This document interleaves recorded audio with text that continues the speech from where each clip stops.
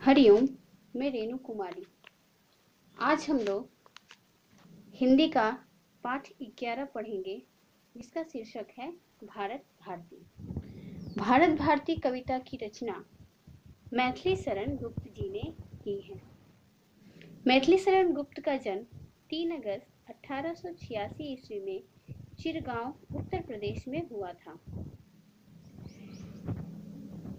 इन्होंने प्राथमिक शिक्षा चिरगांव में ही प्राप्त किया था और मिडिल शिक्षा मैकडॉनल्ड हाई स्कूल से प्राप्त की।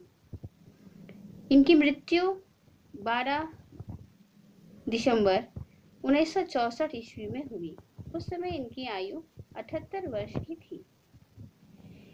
इन्होंने कुछ उल्लेखनीय कार्य किए हैं, जैसे इनकी प्रमुख रचनाएं हैं पंचवटी, सिद्धराज, साकेत, यशोधरा, विश्ववेदना आदि।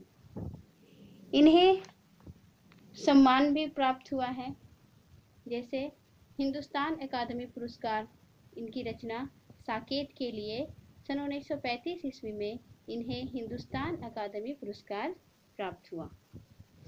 इन्हें साकेत रचना के लिए ही इन्हें मंगला प्रसाद पुरस्कार से भी सम्मानित किया गया।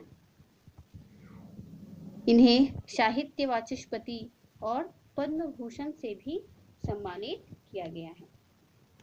आइए हम अब कविता का वाचन करें एवं इसका भावार्थ समझें। भारत भारती मैथिली शरण गुप्त द्वारा रचित स्वदेश प्रेम को दर्शाते हुए वर्तमान और भावी दुर्दशा से उबरने के लिए समाधान खोजने का एक सफल प्रयास कहा जा सकता है। देशवासियों में देशभक्ति का भाव जगाने का इन्होंने प्रयास किया है।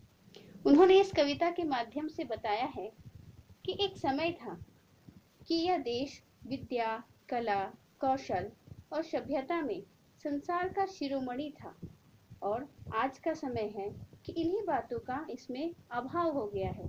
जो आर्य जाति कभी सारे संसार को शिक्षा देती थी, वही आज पराये का मुंह ताक रही है। आज हमारा देश पतन की ओर जा रहा है। तो चलिए काव्य वाचन करें। भूलोक का गौरव, प्रकृति का पुण्य लीला स्थल कहाँ, फैला मनोहर गिरि हिमालय और गंगा जल जहाँ।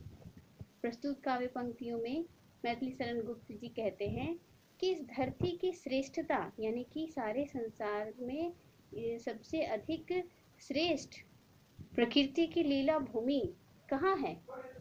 वही है जहाँ हिमालय पर्वत है और गंगा नदी है।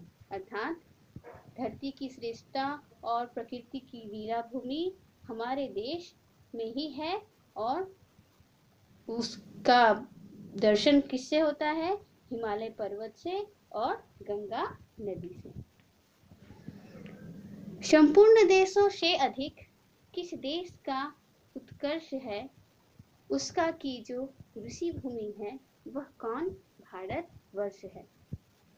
कवि कहते हैं कि संपूर्ण देशों से, यानी कि संसार के सारे देशों में सबसे अधिक किस देश का उत्कर्ष हुआ है, यानी कि उत्थान हुआ है, विकास हुआ है। और अगली पंक्ति में वह कहते हैं कि उसका की जो ऋषि भूमि है वह कौन? भारत वर्ष है।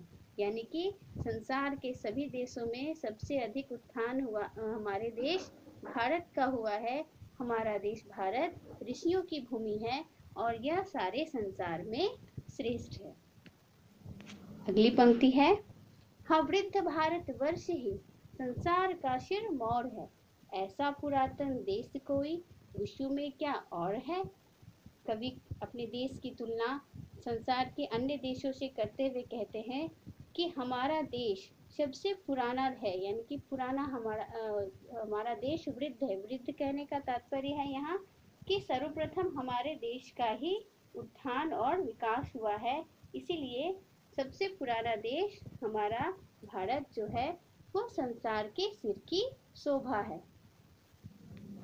अगली पंक्ति है, भगवान के भवभूतियों का यह प्रथम भंडार है, विधि ने किया नर सृष्टि का पहले यही विस्तार है।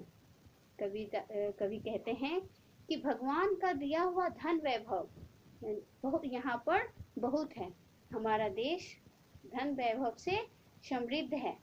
यहीं पर ब्रह्मा ने विधि ने किया नर सृष्टि का सबसे पहले यही विस्तार है।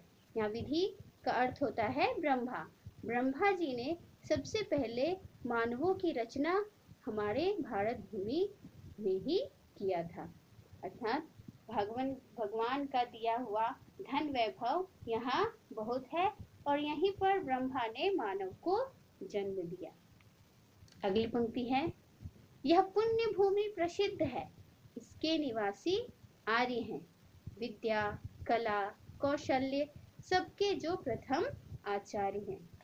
कवि कहते हैं कि हमारा देश, हमारी मातृभूमि, हमारा देश भारत जो है वो सबसे पवित्र देश है और यहाँ के निवासी आर्य अर्थात श्रेष्ठ कहलाते हैं। हमारे देश में ही विद्या कला के पहले आचार्य हमारे देश में ही हुए हैं।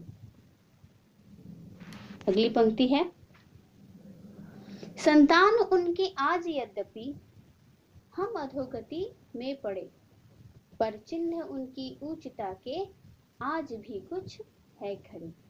कवि कहते हैं कि हमारा देश आज पतन की स्थिति में है।